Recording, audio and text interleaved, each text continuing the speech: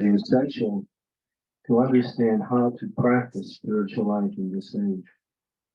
There are many, what we say, bona fide gurus, and there are many who are not of that caliber. But amongst the bona fide ones, those who actually glorify the Supreme Personality of Godhead as the principal presentation of their Vakya, their speaks, their talks, actually have the insight of what is real spirituality. And Srila Prabhupada would like to speak about his growing up in Calcutta back in the early 1900s. Also his time growing up, being in college, being a follower of Gandhi for many years. And then in 1922, meeting his spiritual master in Calcutta, which planted the seed of his mission. At that time, he's told him that you are a very intelligent young man. You should take this message of Lord Chaitanya all around the Western world. And Srila Prabhupada, when he heard that, he wasn't in a position to understand how to do that, although he was inspired by the instructions. And he thought, I'll do it in India. And so, of course, Srila Prabhupada was married, he had 5 children. And he was destined, according to an astrologer, to be one of the richest men in India on the level of Birla. And he was moving in that direction. He had become a chief pharmacist in a pharmaceutical company, Jagadish Chandra Bose's pharmaceutical company. And Prabhupada was also getting some of invitations from some of the best chemical companies in India to take over the operation. They understood his qualities, Bengal Chemical, and many others. And Prabhupada was becoming more and more known for his activities in the pharmaceutical business. And he was also making his own medicines too. So if you want to know about medicine, listen to Prabhupada. He was also an expert in that area also, because that was his background. But he talks about himself in various ways, how he eventually left everything, joined his spiritual master's entourage. And although he wasn't active within the entourage, he was preaching on his own after his spiritual master left the planet in 1936. It was actually January 1st, 1937. Srila Bhakti Siddhanta Saraswati left the planet, and just a few weeks prior to that, he had met his spiritual master. And Bhakti Siddhanta re-emphasized what he told him in 1922. Take this mission to the Western world. The Prabhupada was thinking, I have to get some money, I have to get some notoriety before I can actually do that. So he made great efforts to preach in India, and fortunately he got a few opportunities. One place near Delhi called Jhansi. He opened up a kind of like an ashram there, and he started to talk about Krishna consciousness, and few people were coming to his meetings and others. And but after some time, he lost that building because the governor's wife in the area, she wanted that for a woman's sewing club. So she had the power because she was the wife of the governor. So she wanted that building, and Prabhupada had to give it up because under the pressure of the political area. So everything he tried to do in India, as far as preaching Krishna consciousness, really didn't flourish at all. It was only when he really finally understood that I have to go to the West. And this is the instructions of my spiritual master. And he came. He had nothing. He talks about it. He had 7 rupees. No, I'm sorry, 40 rupees. 40 rupees when he left India. And 40 rupees, I guess, in those days was maybe like $40. Rupee was much more valuable, then. And on an ocean liner, he crossed the ocean, took him 39 days. He had 2 heart attacks. And then he had a third one after being in America for about a year and a half in 1967. So he had undergone great austerities in order to actually just reach the West, what to speak of the difficulties he had in teaching in the West. And he wasn't getting any encouragement from anyone. He would write to some of his godbrothers in India to give him some support. He said, we maybe can open a temple in New York City. But they only supported in words only. They said, yeah, very nice what you're doing, but they never gave any men no more money or anything. But Prabhupada was completely on his own. But he had one thing. He had faith in Krishna, and he had faith in the instructions of the spiritual master. And so he persevered. And, of course, eventually wound up in a very obscure place in New York City, which is known as the Bowery. It's a place where derelicts and various types of people who were outcasts in society were living. And there was also, at that time, what is called the hippie culture, which was quite prominent. In those days, there was a large movement to reject everything that was given to us by our parents, the whole lifestyle, all the values, and simply do your own thing. Do your own thing. And so there was this movement of what we call hippies. Someone asked Srila Prabhupada, what is a hippie? Prabhupada said, something very extraordinary. In other words, he couldn't give a definition. And one time he was asked the same question. He said, you know better than I. Well, people who had no, what we say, what's the word? A goal in life, but to enjoy as much as they could sense gratification, get intoxicated on all kinds of substances, get into music and read books on Eastern philosophy.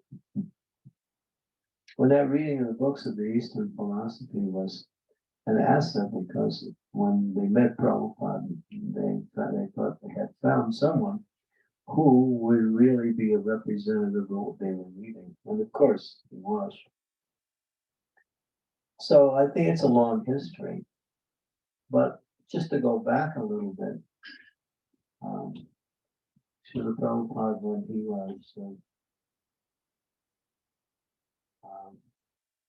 he was talking to one of his leading sannyasis at the time. This is after he had established his movement in America. And one of the characteristics and qualities about Srila Prabhupada, he was always talking about Krishna when you were with him, or he was always talking about ideas on how to spread Krishna consciousness. He was never quiet. He was always turning new ideas, how to, print books, distribute books, how to, reach people with this message of Lord Chaitanya. And this was Srila Prabhupada. One time, but this time he was very quiet, and he was being massaged by his devotee. And Prabhupada wasn't saying anything for quite a long time. And then at one time, it was mystical, as is described by this devotee. I was there when he described it. We had a meeting many years ago in Bhakti Swami's room in Mayapur, where about 100 Prabhupada disciples came to speak about Srila Prabhupada. And this devotee was telling this experience he had with Prabhupada. It was quite mystical. And Prabhupada broke the silence after a long time. And he said, I was with Krishna in the spiritual world. And Krishna told me, come to the material world and preach. Yeah, Lord. And then I said to Krishna, material world? Horrible place. Horrible. I didn't want to go. But then Krishna said to me, no, you go. You write some books and I'll protect you. So I can. So the way the story was transmitted was really, and the whole room just became filled with this energy when this devotee was talking about that. And this wasn't there before. Srila Prabhupada is called what is called a Nitya Siddha, a person who is an eternal associate of the spiritual world, who has no business in this world. But when Krishna wants to spread the mission, sometimes he empowers people in this world to do the work, and sometimes he sends others to do the work, or sometimes he comes himself. And this time, he asked this soul, who was an intimate associate of him, who we know in this world as Srila Prabhupada, to come and do this work. And Prabhupada was quite amazing. It's also mentioned in one Purana. It's called the Brahmanda Purana, that Krishna is speaking. These words are written. These are words of Krishna. Krishna is speaking. He said, in 5,000 years, there will come a personality who will appear in this world. He will be the mantra upasaka, the person who spreads the mantra everywhere. And he will take my name everywhere around the world. That was written more than 5,000 years ago. It was read at least then, even before that. So Prabhupada's appearance in the world was not something that was just happened. It was Krishna's plan to give the world this mercy of pure spirituality, Vaishnava culture in its best form. And you can see, because Srila Prabhupada proved to the world that it's not just for India. Nitya Siddha Krishna Prema Sarva Gunai Shravanari Siddhi Chitte Koriya Udai. In the hearts of all living entities, pure love for Krishna is there. It's not something you bring from the outside. It's not something you create. It's something you uncover. So all living entities and all species of life, not only human lives, but to speak about, different types of human life, but even below that, 8,400,000 categories of living entities, and each category is a pure spiritual being, even down to the smallest live insect, which you can't even see, called the Indragopaja, is also a pure soul. Each one of these souls they have pure love for Krishna. But by the body they are covered. But only in the human form of life can that uncovering happen. And therefore, this movement of spirituality is meant to awaken that uncovering. It's not about making a nice material arrangement and it's about coming back to the Lord in the spiritual world in pure loving devotional service as the goal of life. And so that prediction was there by Krishna 5,000 years ago. And then when Sri Chaitanya Mahaprabhu, who is Krishna himself, Sri Krishna Chaitanya, Radha Krishna Narayana, he is not only Krishna, but he is in the mood of his internal energy, Srimati Radharani. Lord Chaitanya is the most mysterious incarnation of the Lord. He cannot be described simply by words. But he is God himself who plays the role of a devotee of God to teach from the position of the teacher, the student, how to worship the Supreme Personality of Godhead.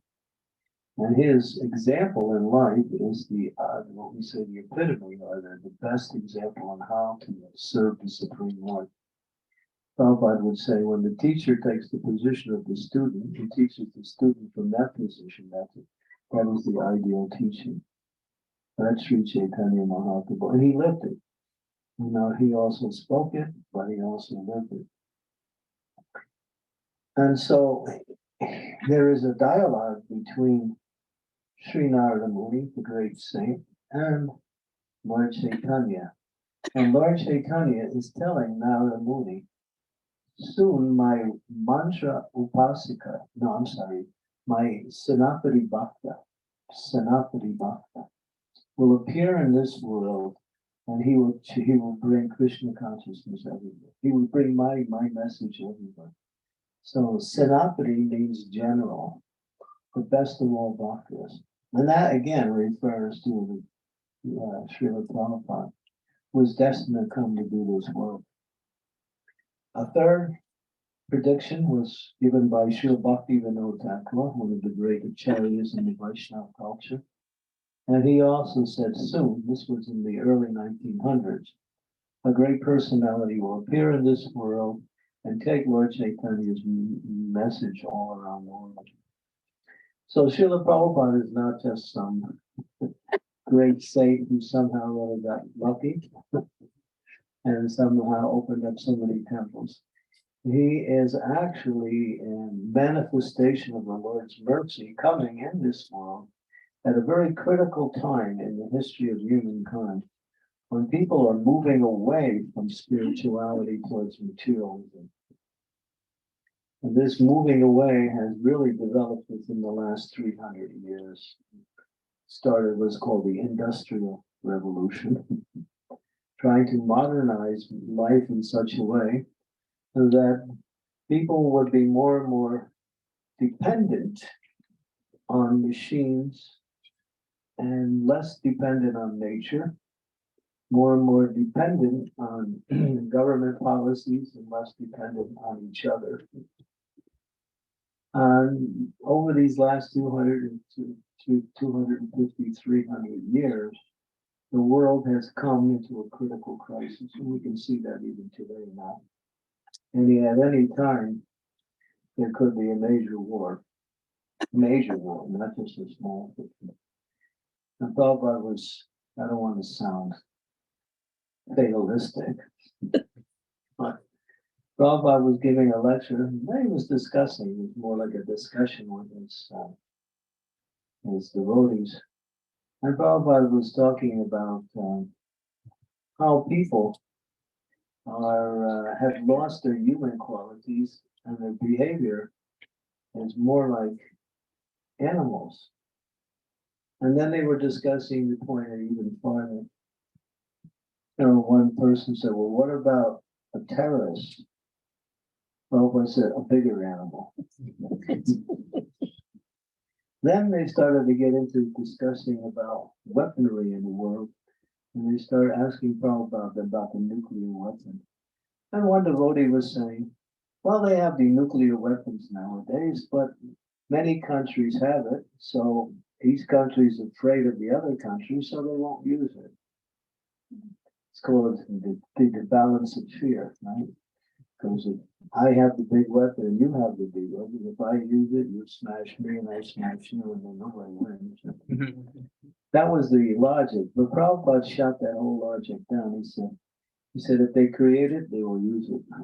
With the fact that they create it, it will be used in due course of time. Just like in World War II, they used the atomic bomb. The war was over, but they had to use it anyway. They dropped it on Nagasaki and Hiroshima and killed hundreds of thousands of people in Japan, although Japan had already surrendered. So when they have these bombs, they want to use them, they find different ways to think of how to use them. So Prabhupada came at a time when the world was in a very critical situation, not only warlike, but just how people's lifestyles have become more and more dysfunctional and away from nature. People used to live according to the seasons and more dependent on nature, more of a simple lifestyle, which was the history of the world for thousands and thousands of years. It's only these last 300 years that we now have to plug everything into the wall, push buttons. We have cars that drive by themselves. So everything now is automation, and it's putting more and more people out of employment, and people are looking for other ways. So it's somewhat of a separation between God, man, and nature, all because of this highly technological industrial society we're living in. So Prabhupada came at that time to bring everything back. That was Krishna's right. But people would ask, well, why did you come when you came? Or why didn't you come early? Or they asked him. Prabhupada said, you weren't ready for me then. And he came at a time when people were actually questioning the values of Western culture and the whole lifestyle along with it. And Prabhupada presented not only spirituality, but a lifestyle which was conducive to, what we say, practicing spirituality and living according to, what we say, God's arrangement for nature and for man.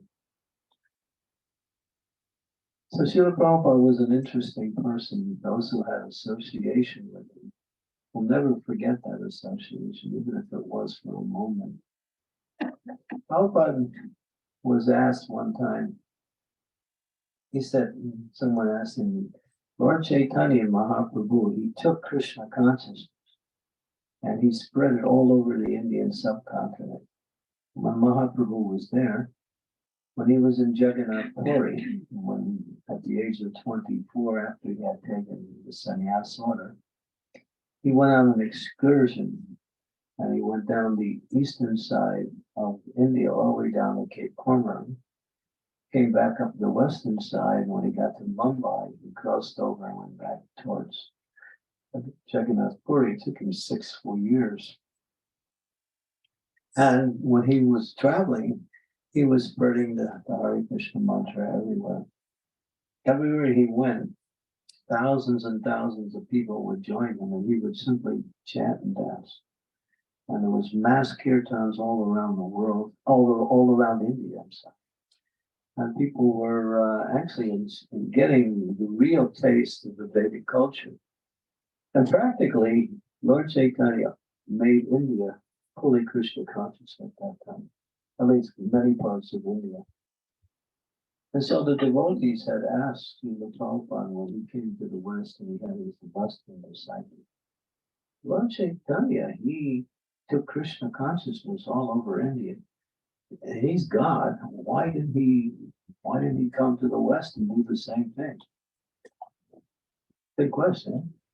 And he was here, and he showed his power in India. And Prabhupada said, he left it for me to do. Very well. He wants to give credit to his devotees, and so he empowers his devotees to do the work, his homework that he could do automatically.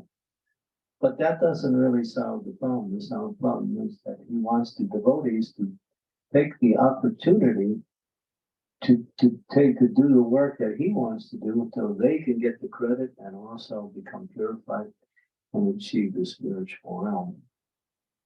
That's Krishna. Like that. So, and this is a feature of Krishna's nature, is that he's all powerful. So one time somebody asked Prabhupada was in London. He was meeting very important people at the time. He had asked his secretary, Shamsundar, I'm here in London for about 3 more months. I want to meet many important people, bring them to me. So Shamsundar was good at meeting people. He's the one that met the Beatles. And so he was meeting poets and authors, musicians, and people who had positions in society. So there was one group that came, they were called the Mensa Society, MENSA, Mensa. And their program was to pick philosophical topics from the different scriptures or from topics that worldly people are interested in and discuss it. They were armchair intellectuals. Pick a topic and just discuss it, try to understand it from different angles of vision. And so they were known as the Mensa Society, discussing. So Prabhupada met them, and Prabhupada was talking about how Krishna is all powerful. He can do anything. And Prabhupada's also said that he can change night into day and day into night. Try to figure that one out. So God, there's nothing God can't do because God means all powerful. And it's inconceivable by our position how the Lord can do everything, but that's what it means to be the Supreme One. He is omnipotent. There's nothing he can't do. So a question came from the Mensa Society. Swamiji, can God create a rock he can't lift? Think about that one. Can God create a rock he can't lift? So if you say yes, you minimize his lifting power. And if you say no, you destroy his creative power. Trick question. So don't try to trick the spiritual master. So Prabhupada said, yes, he can create a rock he can't lift, and then he'll lift it. So, of course, the question was meant to stump Prabhupada, but he was explaining that, yeah, ultimately, not Krishna is so powerful he can do anything. And Srila Prabhupada taught us what it meant to be a devotee of Krishna. And meant to be a devotee of Krishna means that just to have that position is glorious. To be a devotee of the Supreme Personality of Godhead. I mean, by nature, that is our position. We are all Jiver Subai Krishna Nichidas. We're all devotees or servants of the Supreme Personality of Godhead. But to be actively engaged in that occupation of what we say, serving the Lord, is a rare opportunity. And it's rarely done. Very few people take up Krishna consciousness. Taking up Krishna consciousness means to make Krishna the number one aspect of your life. In other words, Krishna Mata, Krishna Pita, Krishna Dana. Krishna, everything I need, everything I want, everything I have, either belongs to him or I depend on him. And everything. That way one lives simply under the care of the Supreme Lord. And one serves the Lord in that need. And that's what Srila Prabhupada and the Vaishnava Acharyas are teaching us, that Krishna is everything. Krishna is everything. And coming to that consciousness means actually, or it means that one has understood everything. That Krishna is everything. For most of us, we kind of divide our life. There's some time for Krishna, but there's some time for me. And that is acceptable to the point that whatever we do outside of our worship of the Supreme Lord also is.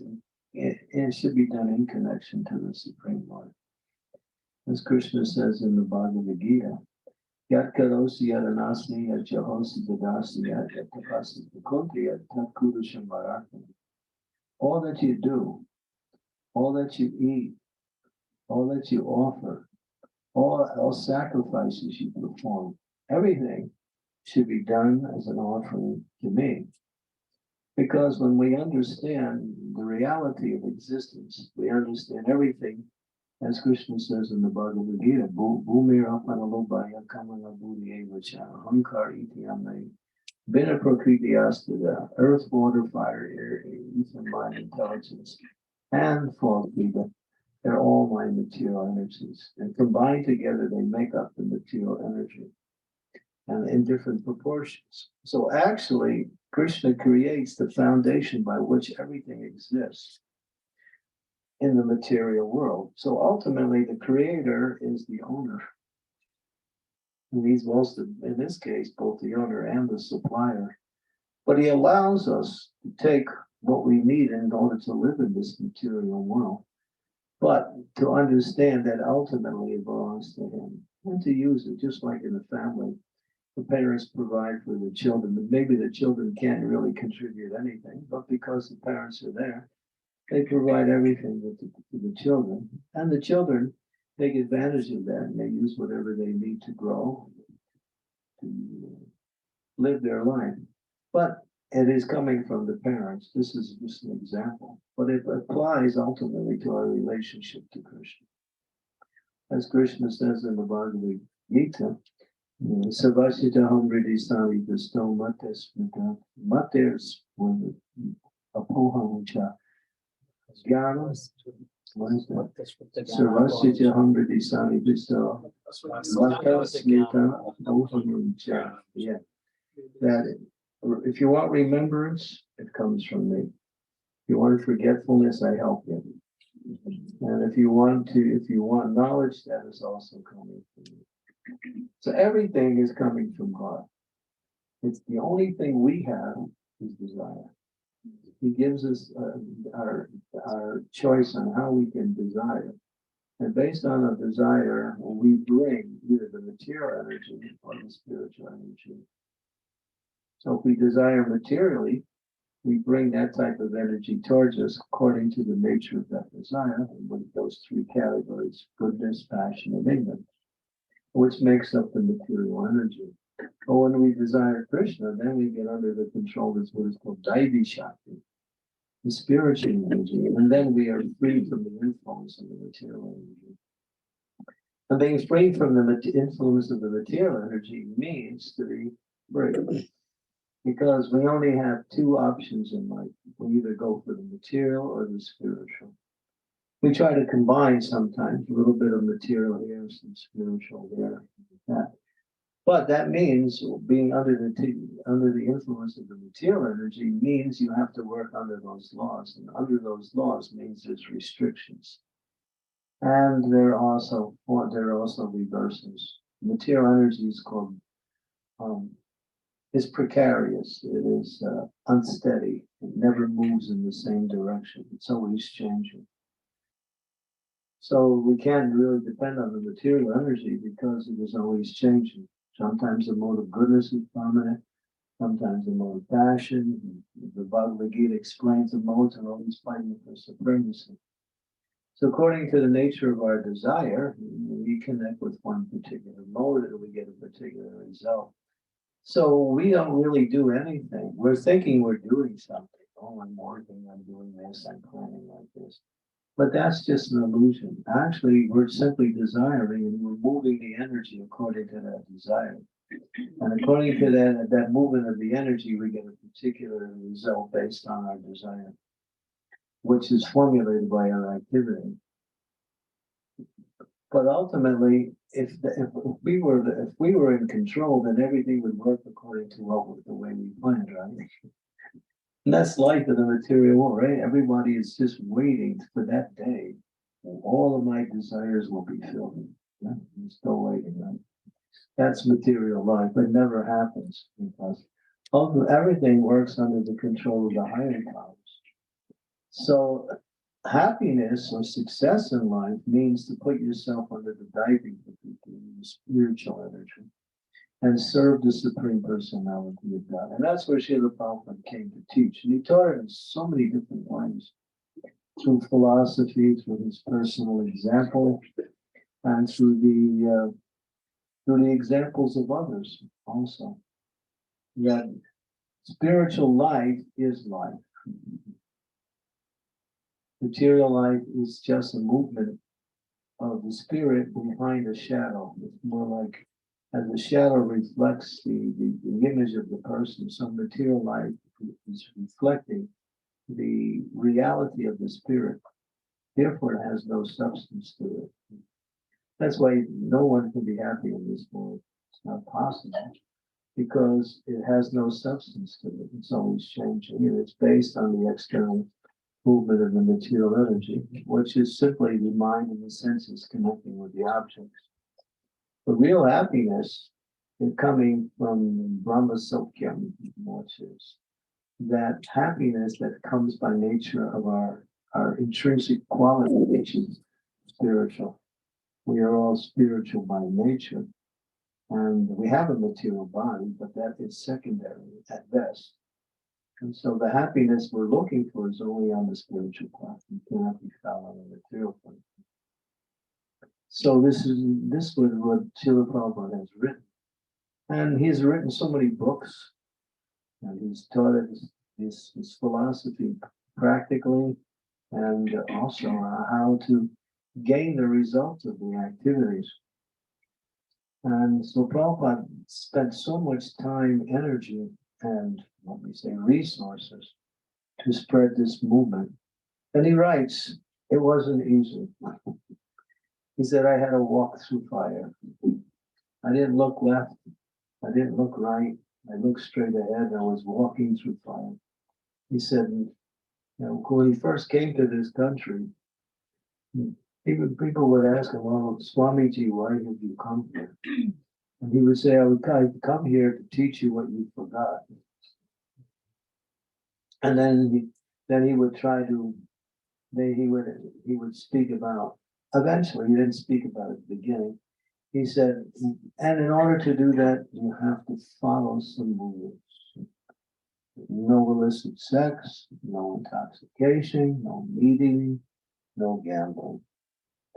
But Prabhupada was talking one time about how one of his godbrothers went to London. And he met a very important man in London. He was Lord Jetland. And Lord Jetland had spent some time in India during the British rule. So he got a chance to meet Prabhupada's godbrother. They were talking. And Lord Jetland was quite respectful. And he said to Prabhupada's godbrother, can you make me a brahmana? And he said, yes. Oh, what do I have to do? Well, you simply follow these 4 rules, restrictions. No illicit sex, no intoxication, no meat eating, no gambling. And Lord Jetland responded, impossible. This is our life. But Prabhupada said, when I came to the West, I was trying to give something impossible. But let me try anyway. Let me try anyway. So a few people came for it. And Prabhupada was successful because he simply depended on Krishna. He didn't change anything that was given to him from the previous spiritual teachers or the scriptures. He presented it as it is. And Bhagavad Gita has been in the world for thousands and thousands of years. Ever since Krishna appeared, about more than 5,000 years ago. But Prabhupada said, how many people outside of India? Actually, and Bhagavad Gita was around the world in different places. That one famous yogi who came from India in 1993, the World Parliament of Religion. What was his name? Swami Vivekananda. Swami Vivekananda, yeah. He was also talking about Bhagavad Gita. But Prabhupada said, for years, Bhagavad Gita has been in the Western world, but who actually became a devotee? Nobody. It's only when we presented Bhagavad Gita as it is, as Krishna intended it for us to understand, only then did people actually understand what is the true meaning of Bhagavad Gita. When Prabhupada was here, he said there were 667 editions of Bhagavad Gita. but nobody has touched the actual Bhagavad Gita. It's usually Bhagavad Gita as I see it. So, but when Prabhupada came, he said, this is what Krishna says, you're a rascal, surrender. But people didn't like that. But Prabhupada said, this is what Krishna says. Anyway, surrender to me. Sarva dharma parityajam mame kam saranam bhajam aham tvam sarva papente mokshayasyami masnichya. Give up all your ideas on how you can be spiritually advanced and just depend on me, surrender to me. I'll take care of you. Don't worry, don't hesitate. But after Krishna spoke that, Krishna thought, I made it too difficult. Nobody's coming. Hardly any, maybe a few. But then Lord Chaitanya came. Lord Chaitanya said, don't worry about your surrender. Just chant Hare Krishna. And follow these simple rules and chant the holy names of the Lord. Dance when you feel happy. And take nice vegetarian foods offered to the Lord in devotion. You follow that process and live your life according to the simple principles that are given in the Bhagavad Gita. And Tattva Deyam Purna Janmani Maiti Mamiti Soja. To qualify yourself to return to the spiritual world. The Chaitanya Mahaprabhu made it easy. He made it easy. And he gave it to everyone and anyone. You see, when Srila Prabhupada came, who did he preach to? It wasn't the big people who had positions in society. It was the nippies on the Bowery, people who were considered down and out by material standards. These are the people that came forward. And they took it seriously. They changed their life. And Prabhupada was really proud. One time Prabhupada was sitting with some of his disciples, this was later. And someone said, Swamiji, can you show us some mystic power? People want that. Some magic. That one yogi, you go like this, or Askula, or a pile of ashes, or some gold. This is mystic power. That is something that is there. You can learn the science. It's mentioned. And Prabhupada, when he was asked that question about mystic, can you give it? Prabhupada pointed to his disciples. He said, "This is my mystic power." They were all, woman mongers, drunkards, drug addicts. Now they're free from all this. They're chanting Hare Krishna and they're developing all sanctity. And Prabhupada did a miracle, really. And when Prabhupada came to the West, his godbrothers criticized him. You'll never be able to give these militias this great science of devotion. And they're too far gone.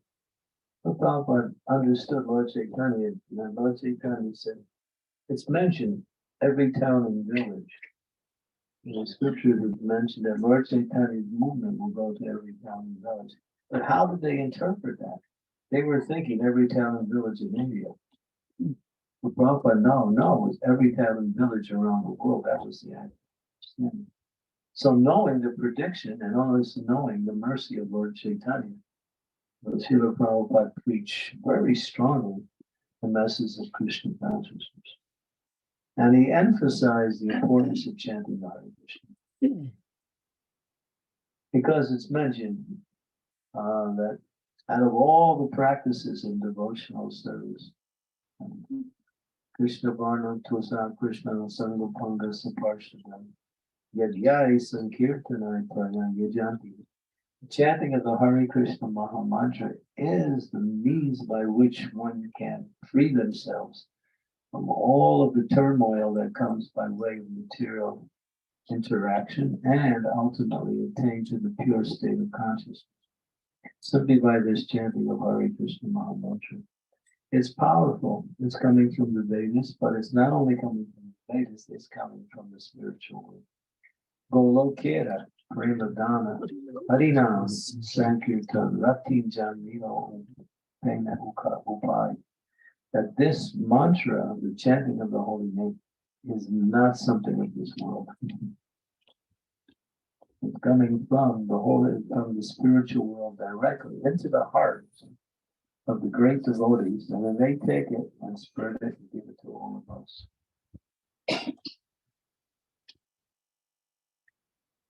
So this chanting is the essence of this practice of spiritual life. And Srila Prabhupada spread it all around the world. There was one dialogue between Srila Prabhupada's godbrother, Krishnadas Babaji, but he was chanting all the time. He would carry a madanga with him. If he wasn't chanting japa, he would be all the time. He was constantly chanting the Hare Krishna mantra. So he became really close to Srila Prabhupada. Prabhupada loved him a lot. So one time he was talking to another godbrother who also came to the West, and he said to that godbrother, you know, Swamiji, Bhaktivedanta, he went to the West. And you went to the West. And he's also a good scholar of the Vedas. And you know the Vedas quite well. You failed and he succeeded. Why? It's a rhetorical statement, kind of a challenging. And this godbrother didn't have an answer. But then Krishnadas Babaji Maharaj gave the answer. Because Bhaktivedanta had full faith in the Holy Name. That was the success. That was the success. He knew by spreading the Hare Krishna Mahamantra everywhere, this would bring a cultural revolution in the minds of everyone, a spiritual revolution. And that was Prabhupada's success. Kishore.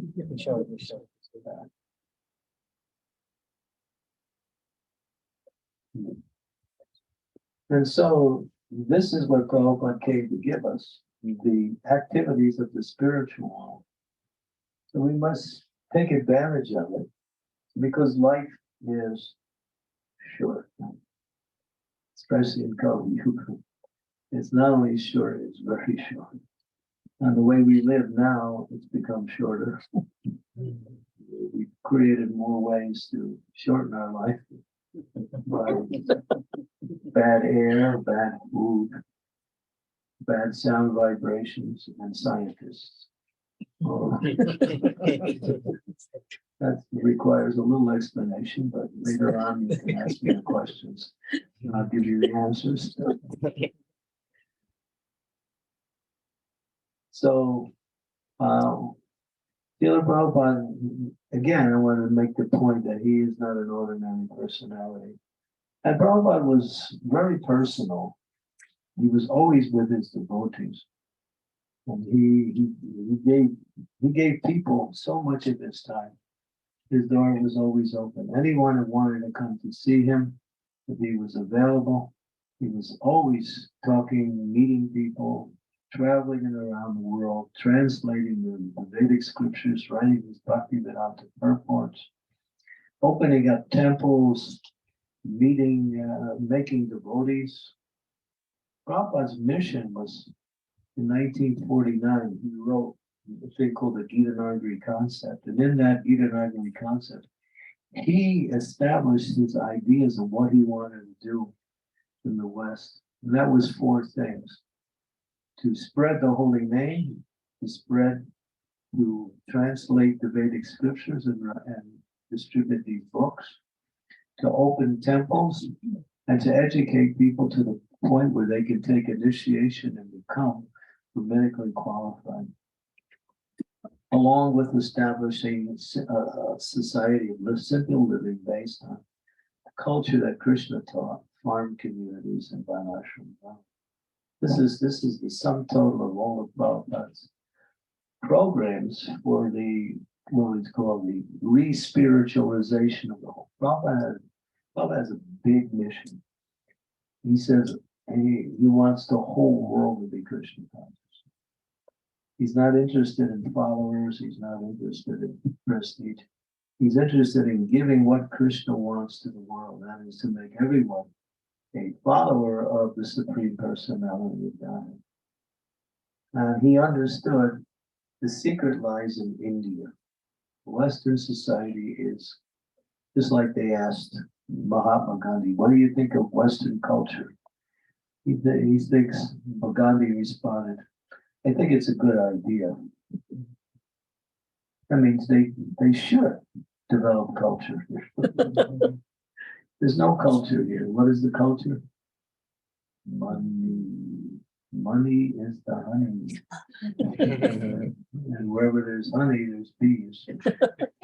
So this Western culture, which is all around the world, simply proliferates itself on the idea of money, position, power. In other words, if you got money, get money. That's the first thing. If you got money, you can do things. You can go places.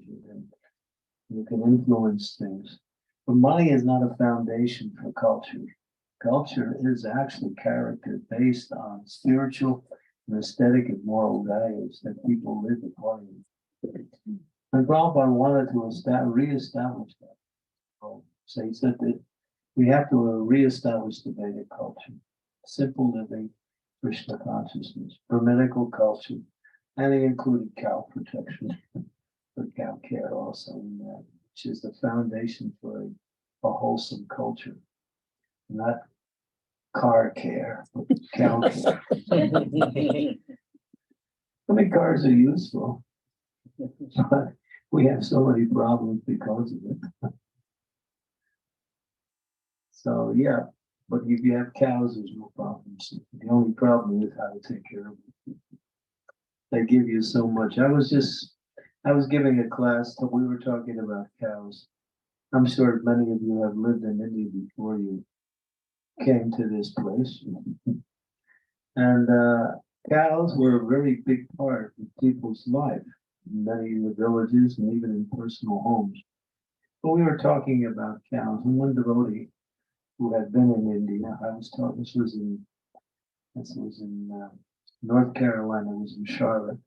And I was talking about the benefits of cows. He said, Maharaj, you know what's interesting? He said, if someone in the family, they have a cow, someone in the family gets sick, someone in the family will go over to the cow and whisper in the cow's ear that this person is sick. And this cow will go and look for the herb in nature and eat that herb. And then I'll milk the cow and I'll give that milk and that'll be the medicine for that. Amazing. But then another person said, it's not like that, Maharaj. It's not, you don't even have to tell the cow. The cow knows when they're sick. They're very perceptive. And she'll go automatically and eat that herb and like that. So yeah. So we have given up this more or less natural lifestyle for a lifestyle of a lot of turmoil. So Prabhupada also wanted to reestablish a more simple lifestyle amongst the devotees and amongst people in general, because he saw that was conducive to not only to material success, but also to spiritual upliftment. Simple living, God consciousness, Brahminical culture, worship of the Supreme Personality of God, like that. So Prabhupada, if you read Prabhupada's books, we should, and hear from Srila Prabhupada, he covered every subject matter under the sun. Everything, any aspect of life you want to know about, you can find it in Prabhupada's teachings, his words, his books, or in his conversations with the devotees who cover everything.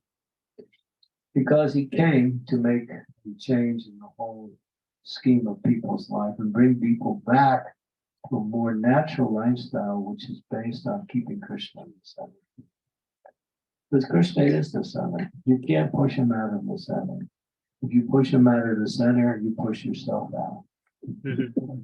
Because he is the center. There's no, but this is what we live. We live in this idea that God is useful if he can help us in our material life. Otherwise, this is only But that's not the position of the Supreme Lord. He is the worshipful object of all living beings because we have an eternal loving relationship with him that can never be lost. It can only be forgotten.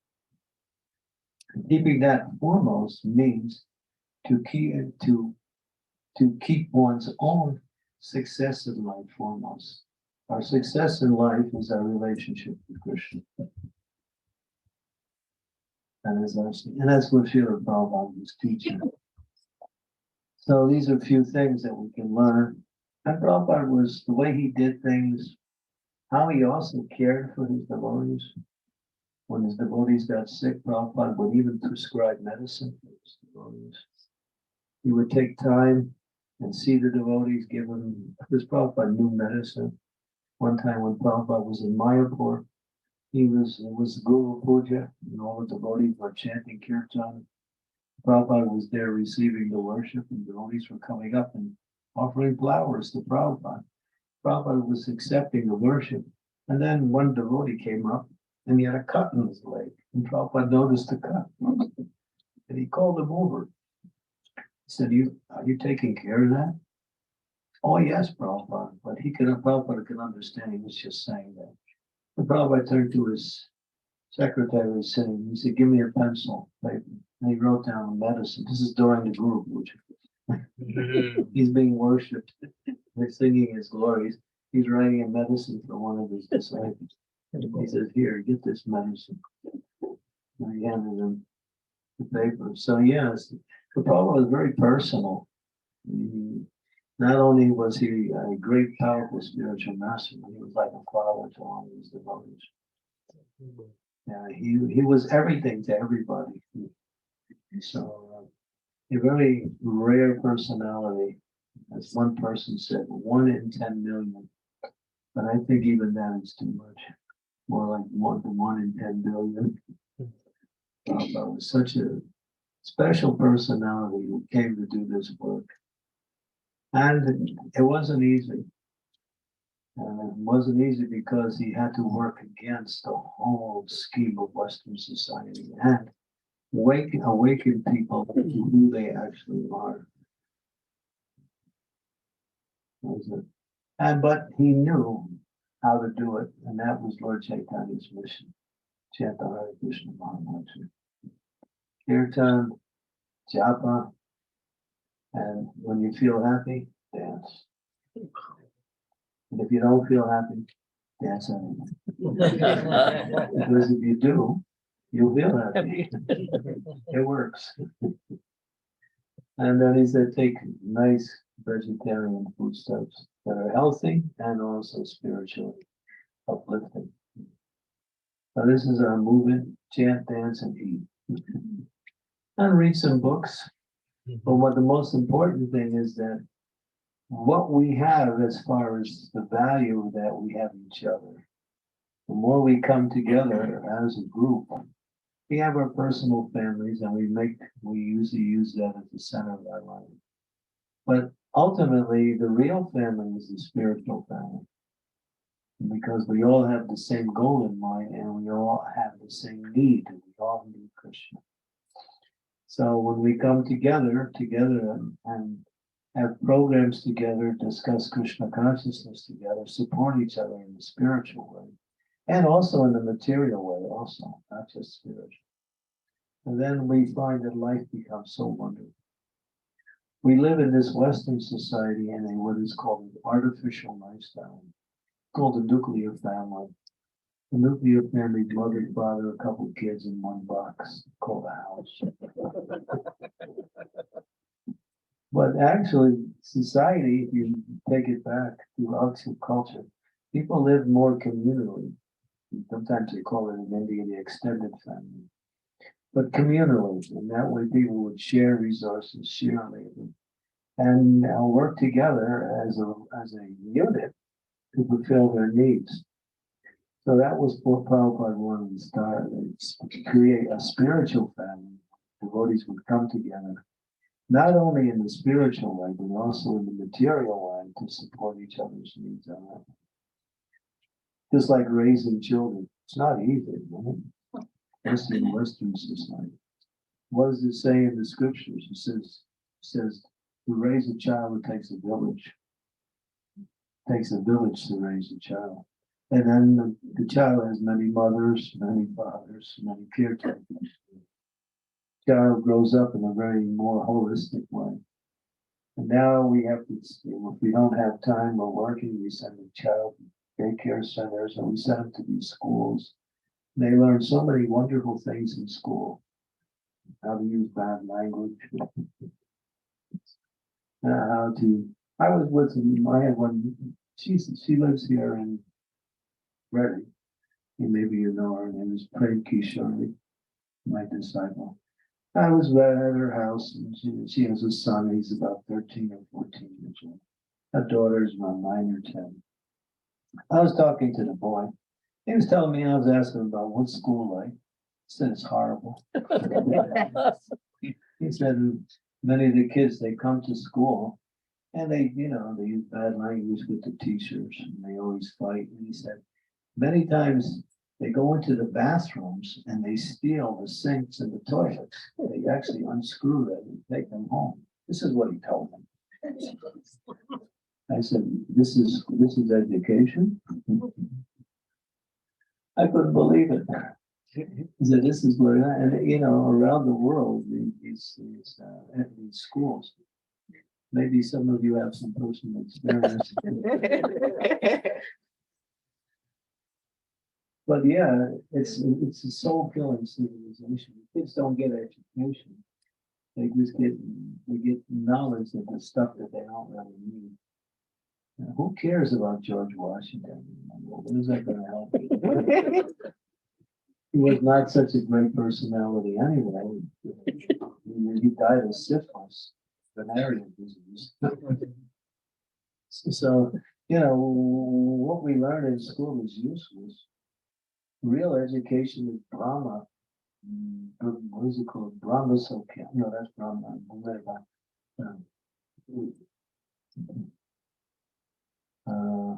Vidya. Brahma Vidya. Yeah. The knowledge of spirit. Now, of course, material knowledge has a basis also and has some foundation. And unless we educate our children in spirituality, then we'll find that they'll always have so many problems in life, trying to grow up in this society, struggling. That education is there within community. It's like Prabhupada established Gurukul all over the world, places where children can actually get education, both material, learning about basic things like mathematics and agriculture, geology, and all of that. But the essence is, who am I? What is my goal of life? There's a statistic. This is a statistic here in the United States that when you test the IQ of a child when they're about 3 or 4 years old, it's very high. But after they go to school for 20 years, 10 years, 15 years, their IQ drops. You become stupid by going to school. You learn, all you learn how to do is steal toilets and how to, how to, I don't know what they learned in school. I'm not sure. I don't even know because it's not really important. The essence is that we need to understand that our children are the future of not only of our livelihood, but of the world in general. So it's our duty to give them the opportunity to practice spiritual life. And there's where community comes together. So if we come together more as devotees and work together both in the spiritual and material way, we can fulfill all of our needs in a more holistic environment. And that's a whole other subject. I'm just speaking about the general principle. But the details are also there. It's also more. You just have to fill it in. But the essence is community. Not this nuclear family where everybody has a car, everybody has a cell phone, everybody has TV, everybody has everything. That's done intentionally in order to get everyone to buy the rich products that they sell on the market. Maybe many of you know, they study your spending power through advertising, and they know what you buy, and therefore they always send you these advertisements of the same stuff to get you buy more of the same thing. So the whole idea is to get all your money through selling you products you don't need, that was considered to be necessary based on a lifestyle that is artificial. That is today's world, and therefore people are just simply struggling. And the more money you make, the more to take. It's a fact. I preached in the UK, and the people were telling me 45% of the gross income that people get from their paycheck goes to taxes, even before they don't even see it. In other words, they get 55% of what the gross income is. And if you make over 100 pounds, 100,000 pounds a year, it's 50%. So they're out to get all your money and get it by helping you spend things that you don't really need. So a more communal type lifestyle allows us to share resources and share labor and share the abilities that we have.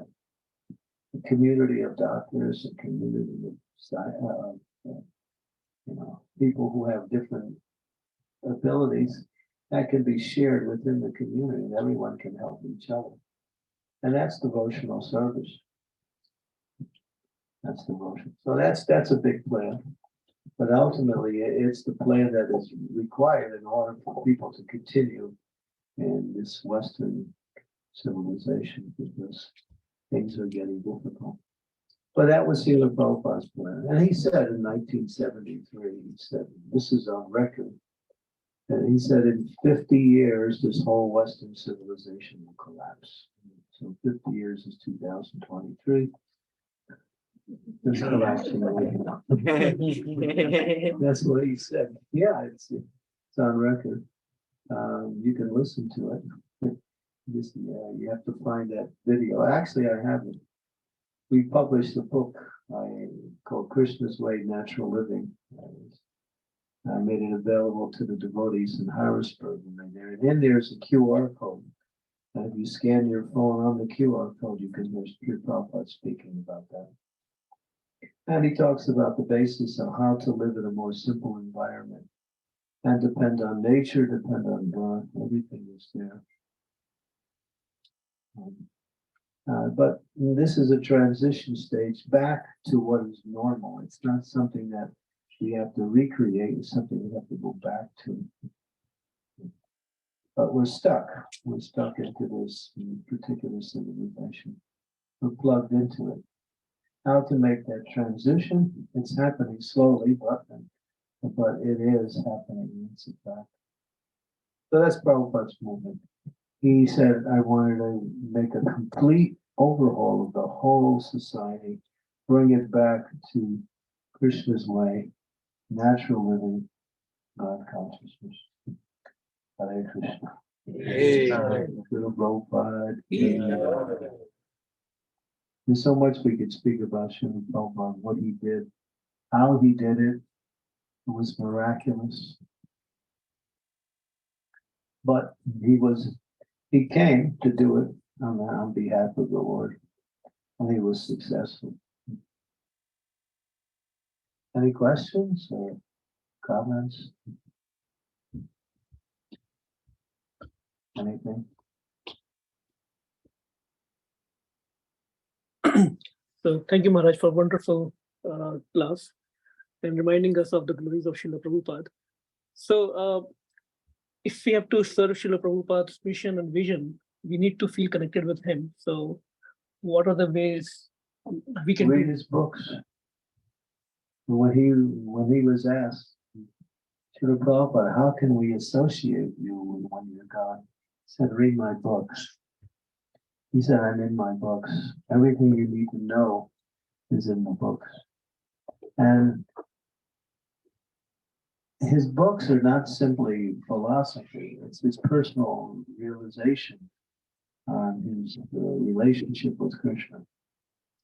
they're both philosophically and very personally connected to Srila Prabhupada. Now, when you read his books, you can actually connect with him.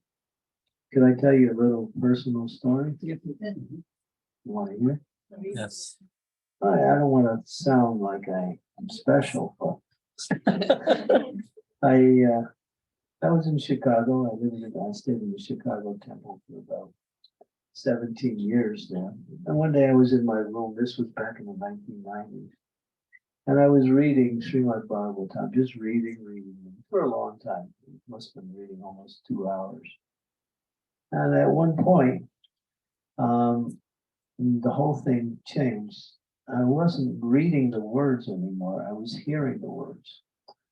I started to hear Srila Prabhupada's voice speaking the words as I was reading them. It was like listening to a tape of Srila Prabhupada. And it went on for some time. And I was amazed. As I was reading, I was hearing his voice speak the words I was reading. It went on for quite a while. And then after maybe 10 minutes or so, it stopped. And I think Prabhupada said, I'm in my books, I told you. I'm here personally. So we can actually connect. That was an experience. But we can actually connect with Srila Prabhupada because his connection is through what he gave us. His personal guidance and the knowledge of Krishna and devotional service. Everything is there. And you read the books, especially Srimad Bhagavatam and Bhagavad Gita, because Prabhupada said 4 books are the most important.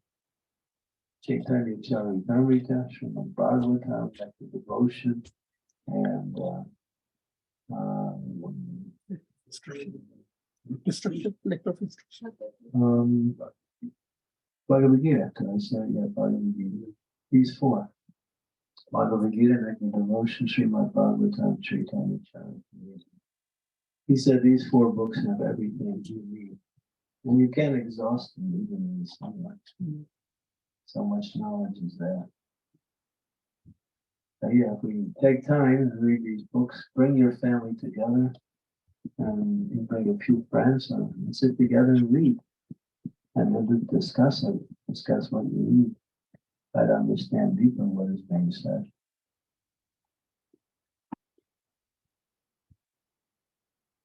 Anything else?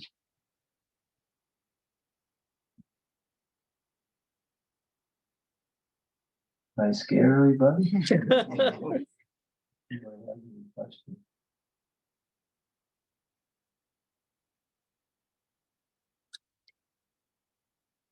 Okay, thank you.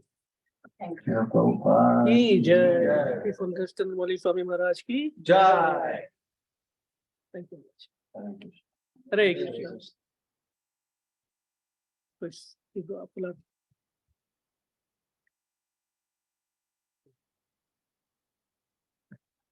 Standing. Yeah. So we'll do Aarti and then of course Prashad.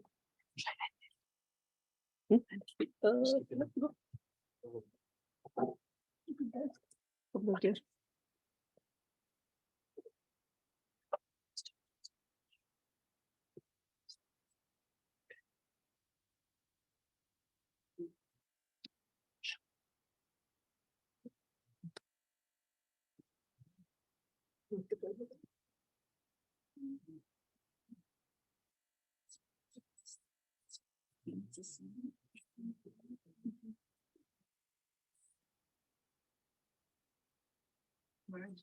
Would you like to sing Aarti? Aarti? Yes, ma'am. You sing very nicely. I think they would really appreciate it. I would.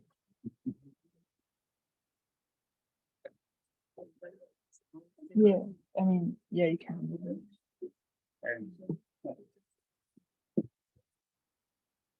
You can come in before.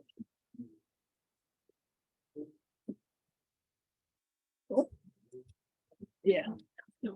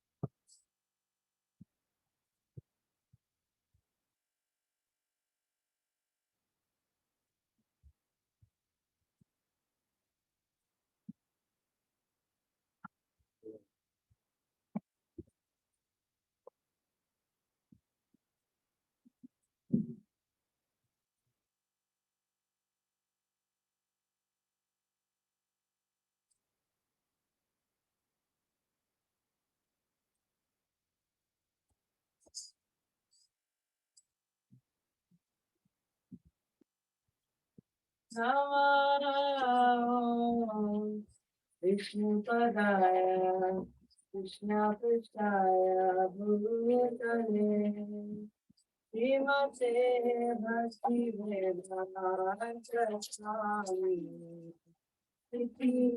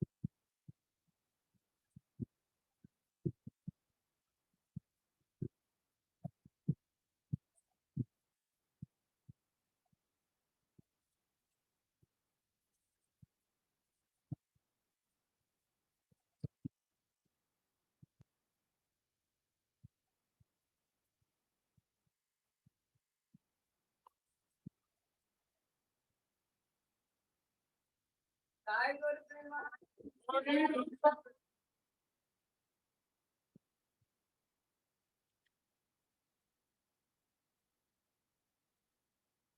जय ओम विष्णुपाद परमहंस परिव्राजकाचार्य श्लोक सत्य श्री श्रीमान देवाय say Sri Bhaktivedanta Swami Srila Prabhupada ki Acharya His Divine Grace Srila Prabhupada ki Vishnupad Paramahans Parivrajakacarya Astoka Satya Sri Sriman His Divine Grace Srila Bhaktivedanta Saraswati Maharaj ki Devori Vaishnavanda ki Acharya Srila Haridas Thakur ki Sanatana Bhagavana Sri Gopal Das Mudaras Sakala Swami ki Sikaho Shri Krishna Chaitanya Prabhu Nityananda Sri Advaita Gadadhar Sri Vasari Gaura Bhakti Vrinda ki Shri Radha Krishna Gopa Gopinath Shyamakul Giri Govardhan King, Govardhan Dham King, Mayapur Dham King, Jagannath Puri Dham King, Anjamai King, Vimunamai King, Rasi Devi King, Devi King, Sabaveda Bhakti Vrinda King, Rishi Kishore Kishore King, Shri Gaurnitai King, Baldev Subhadra Maharani King, Upavan Sringadev King, Shri Harinam Sankirtan King, Lord Menanande. Glory to the assembled devotees. Glory to the assembled devotees. All glories to the assembled devotees. Glory to Shri Guru and Shri Ranga.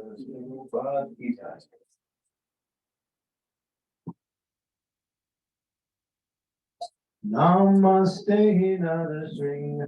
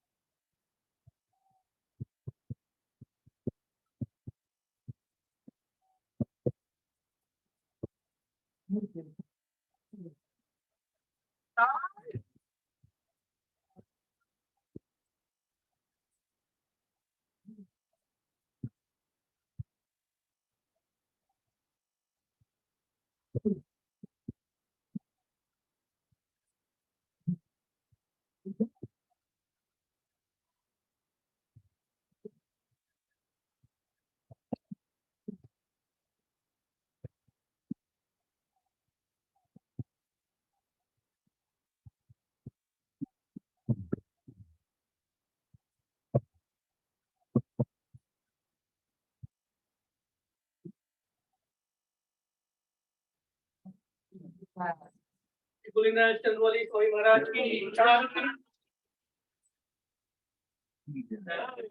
Verse of the- Because again, we are all here.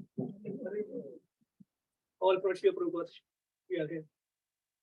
This is like the spiritual world right now. Yes. Five sets of words I use. So Maharaj always talks about all the regret that he sees here. All the time he speaks about that. Nothing else. Descended from so who's gonna make the next announcement? I can try much. So very quickly, thank you so much, Maharaj, again, and we look forward to your next visit. Soon. I'll be here tomorrow. Yes, so Maharaj is here tomorrow, and actually morning, Maharaj will be giving the class for ISKCON of Harrisburg. And also Srimad Bhagavatam. Srimad Bhagavatam class, yes, at 8 a.m. in the morning. 8 a.m. Neither one, PM, AM doesn't. Both words. That's the time you get up. So thank you everyone for joining us. We do have a few new devotees today. We have Sudha Mataji. Thank you so much for coming. Thank you, Auntie Kameshwari Auntie, for bringing us. And Haribol. Haribol. With us. Haribol. He's first visit, but it will never look like he's here for the first time. So thank you, Prabhu, for your enthusiasm. And I think, Uncle, you are here for the first time also? Yeah, I'm Rita. Yes. So Rita Mataji's father, they are serving very nicely in ISKCON agency also. Hare Krishna. Thank you. Her mother is also here. Thank you. Haribol. Quick announcement. So we do have this Purushottam Mass is coming. I think it's starting on 17th July. It's a very nice handbook. This is only in Hindi right now. We are waiting for the English version, but anybody needs. Very, very important month. It comes once in 3 years. So, and you will find a lot of information. So just to focus on what exactly we can do practically, this handbook might be very, very useful. So feel free to pick one. The scriptures say that the month of Purushottam is 16 times more spiritually beneficial than Kartik. Haribol. Very rare month. Dear Krishna's son. It comes actually every 27 months, and it's Krishna's month. It's Krishna's month. There's a beautiful story behind this, which is quite long, but it really illustrates how merciful Krishna is in giving mercy out in this particular month. So some of the things that we can follow in this month is read every day the 15th chapter of Bhagavad Gita, which is called Purushottam Yoga, and also the 10th canto, 14th chapter, prayers by Lord Brahma to Lord Krishna. And these two sections of the scriptures are actually recommended, especially the Purushottam Yoga from the 15th chapter. You can read the verses every day, maybe they're actually will get connected to Krishna long more during this month. Very, very merciful month. All other holidays which suspended in this month, except the Kadasi, everything else. There's no other holidays in this month except the Kadasi. Take advantage, yeah, and learn more about it. You can look it up online and get a little greater insight into the mercy that you can receive in this month. Thank you, Maharaj. What chapter? 14. For 10:40. So quite a long chapter.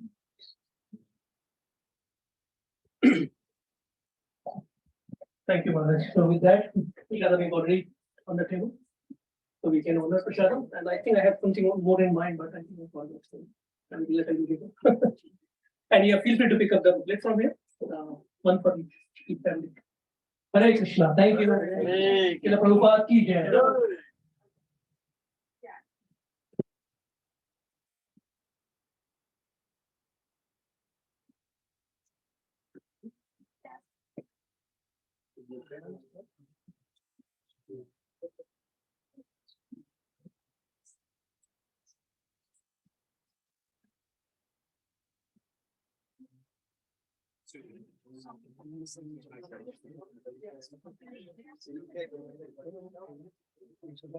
Already begin.